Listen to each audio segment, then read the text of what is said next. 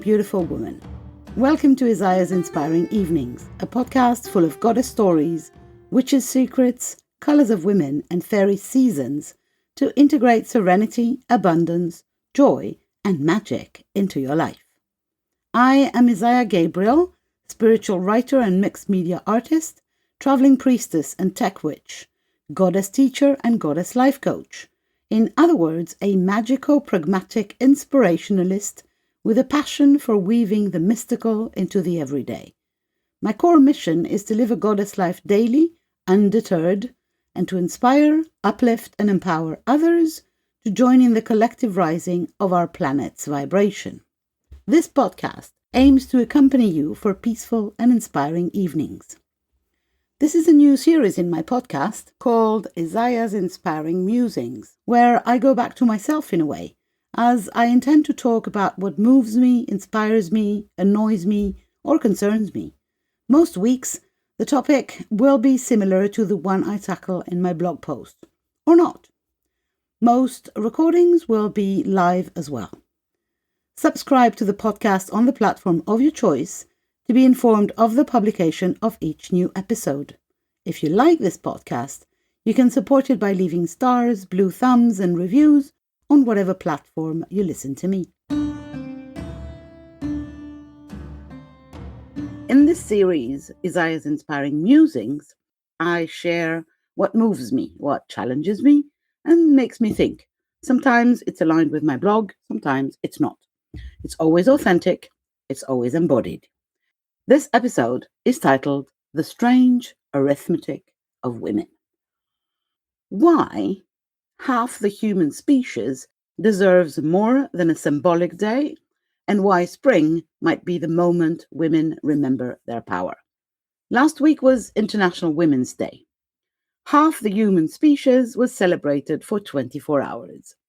Then the calendar moved on. I didn't write anything last week. Not because I forgot, not because I don't care, but because I kept circling around the same question. How did half of humanity end up with one single day? Women are not a minority. We are 49.7% of the global population, half the world, half the intelligence, half the creativity, half the life force of this planet. And yet somehow we get a day. This is something I have been reflecting on for years, and in my work, in my writing, the strange gap between how central women are to the functioning of the world and how marginal our power is often treated in public life. We are not a side note in the story of humanity. We are half of it. The strange thing is not the celebration. Celebrating women is beautiful. The strange thing is the math behind the celebration. So let's look at some numbers. Women represent about half of humanity. Yet we do more than 3/4 of the world's unpaid care work, several more hours per day of domestic and caregiving labor than men globally, much of the invisible labor that keeps families, communities, and societies functioning. The world quite literally runs on women's work, much of it unpaid, uncounted, and expected. And even in paid work, women still earn significantly less than men on average. Despite representing nearly half of the population and contributing enormously to the global economy, women own only about 1/3 of the world's wealth. And in many regions, women still face barriers to owning land, accessing credit, or inheriting property. So the arithmetic looks something like this. Half of the population, most of the invisible labor, a fraction of the wealth, less of the power, and a day. And somehow we are still told to be grateful for it. And then there's the violence. There's another statistic that never appears in the pastel-colored graphics of International Women's Day. Violence. Globally, about 1 in 3 women experience physical or sexual violence in their lifetime. 1 in 3. Pause on that. Imagine sitting at a table with 3 women. Statistically speaking, one of them has experienced violence.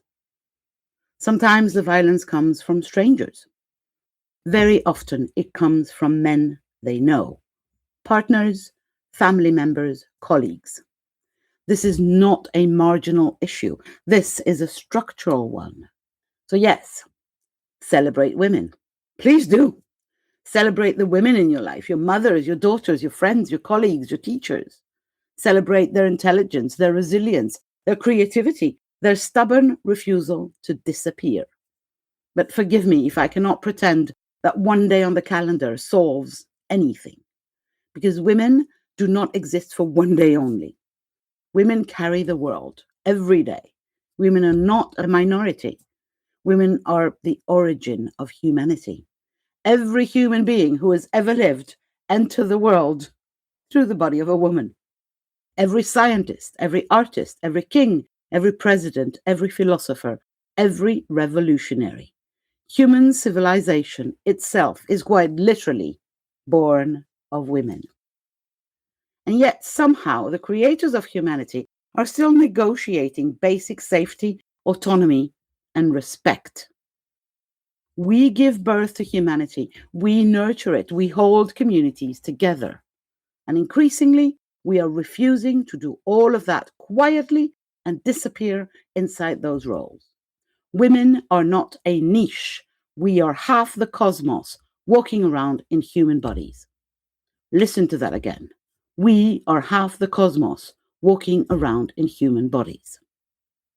But perhaps the deeper question is not why we celebrate women. The question is, why does a world that runs on women still struggle to respect them? Why is half of humanity still negotiating basic safety, recognition, and autonomy? Why are we still having these conversations in freaking 2026? And yet, the story of women has never been about numbers only. Across cultures and centuries, the feminine has always been described in mythic terms. Creators, mothers of worlds, guardians of life. From Gaia to Isis, from Demeter to Aphrodite, the feminine was once understood as a force of nature itself. The power that births, nourishes, and regenerates life. Somewhere along the way, that sacred understanding was replaced by a smaller story. A story where women were expected to shrink, serve quietly, and carry the world without naming their power. Yet, myths have a strange way of surviving, and every now and then, they rise again. Something else, then, is also true. Across the world, women are rising quietly, steadily, relentlessly in their work, in their art, in their communities, in their refusal to shrink. There is a feeling in the air right now. Across the world, women are questioning structures that once seemed immovable. Something old is cracking, and something ancient and powerful is remembering itself. Spring is the season when life returns. Seeds break open, sap rises, the earth remembers its fertility, and every year, women seem to remember something too. Not loudly, not all at once, but steadily. Across the world, women are reclaiming their voices, their bodies, their creativity, their sovereignty. Spring has always been the season of that remembering. In myth, Persephone rises from the underworld, not as the girl who descended, but as the woman who has walked through darkness and returned with power. Artemis walks the wild forests. Aphrodite emerges from the sea. 3 faces of feminine power, 3 ways of returning to life. Spring is not just a season. It is a cycle of return, and every year women rise again with it. That is why spaces where women gather matter so much. Spaces where we pause, reconnect with our vitality, remember our power. Not once a year. Women do not need a single day to be celebrated. We need an ongoing practice of remembering. And spring is the perfect moment to begin that again. So this spring, I'll be opening a space for women to step consciously into that rising. It's called the 3 Gates of Spring, a Goddess Day retreat for renewal, vitality, and blossoming. It's a day to reconnect with the wild, creative, sovereign force that lives inside every woman. A day to step through 3 mythic gateways of feminine power: Persephone, Artemis, Aphrodite. Because women do not need permission to rise, but we do need spaces that help us remember. And spring is the perfect moment to begin again.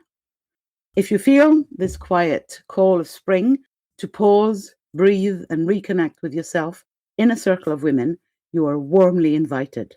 You can find more info and registration on the website below this audio or video. And if you know a sister, a friend, a fellow goddess on the path who might need this reminder, feel free to share this with her. In sisterhood, I send you love and say bye for now. That's it for this episode. Thank you for listening, and don't forget, if you want to support this podcast, share, subscribe, and leave stars, blue thumbs, and a review on whichever platform you listen to. If you want to be accompanied in the change process that life offers you, if you want to participate in the awakening of feminine energy in the world, live your life as a goddess, know the secrets of witches, and apply the rituals of fairies in your daily life, contact me on my website, isayabel.com. You can also subscribe to my newsletter to be informed of all the news in the real and virtual world of Isaya Bell. You will, of course, find this podcast on all platforms: Google Podcasts, Apple Podcasts, Spotify, etc., but also on YouTube and on my website, isayabel.com, on the podcast page. You will find all links below this audio.